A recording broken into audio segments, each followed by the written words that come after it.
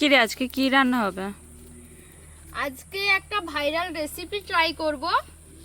তুই ভিডিও বানাচ্ছিস? হ্যাঁ। ও ঠিক আছে, তাহলে আপনাদের সঙ্গেও শেয়ার করব আজকে ভাইরাল একটা রেসিপি, ভাইরাল মোমো।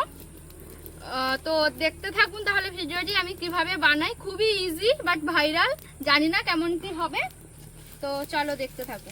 তো এখানে আমি এই যে পেঁয়াজ, আদা, রসুন আর কাঁচা লঙ্কা এই চপারের মধ্যে নিয়ে নিয়েছি। এবার এটা আমি একটু চপ করে নেব। এটা বেশি টাইম লাগে না। তো এই যে জাস্ট এরকম যদি চপার যদি আপনাদের বাড়িতে থেকেও থাকে তাহলে আরো ভালো হয়, তো খুবই ইজি হয়ে যাবে। আর এখানে আমি মিক্সার গ্রাইন্ডারে বোনলেস চিকেনটাকে ভালো করে একটুখানি গ্রাইন্ড করে নিয়েছি। একটু দানা দানা আছে। এই যে আমি চপ করে নিয়েছি সবগুলো। এবার আমি এটার মধ্যে ঢেলে দেব।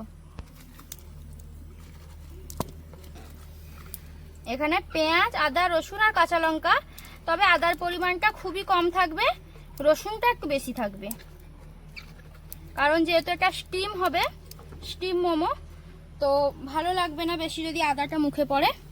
এবার আমি এই যে মিক্সিতে একবার ঘুরিয়ে নিয়েছিলাম এই চিকেনটা, তো এই চিকেনটা এর মধ্যে দিয়ে দেব।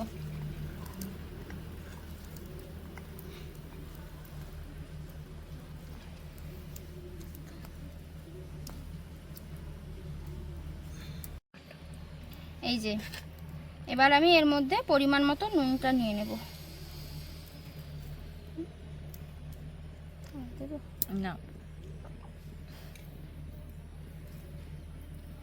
আর এই যে এক চিপি নেব সয়া সস, আর এই যে এক চিপি নেব ভিনিগার। এবার এটাকে মাখিয়ে নেব।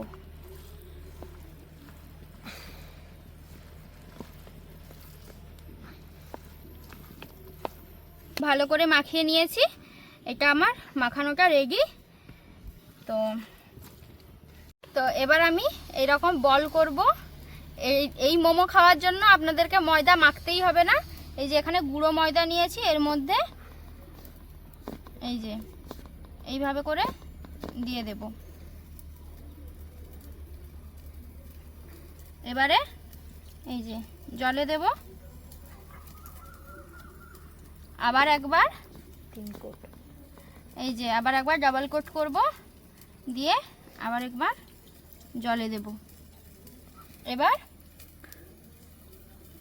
আবার একবার দেব। এইভাবে করে যদি 3বার কোটিং করে নেওয়া হয় তাহলে ময়দার লেয়ারটা থাকবে, খেতে ভালো লাগবে। তো এই যে আমার একটা রেডি হয়ে গেল। আবার একবার জলে দেব, দিয়ে এবার আমি এই যে ফুটন্ত জলের মধ্যে দিয়ে দেব। এবার একে একে সবগুলো বানিয়ে নিই। তো দেখো,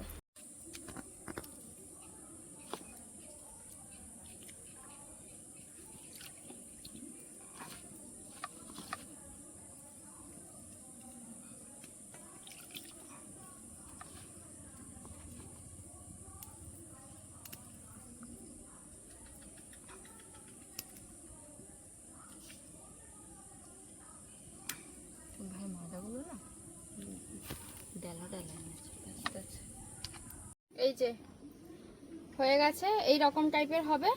এটা আমি তুলে নেব। এই যে রান্নাটা খুবই তাড়াতাড়ি হয়ে গেল। অবশ্যই আপনারা বাড়িতে বানিয়ে ট্রাই করবেন। তো কেমন হলো জানাবেন, আর আমরা বানিয়ে তারপরে খাবো, খেয়ে আপনাদেরকে বলবো কেমন হয়েছে, কারণ ভাইরাল রেসিপি তো তো দেখতে হবে।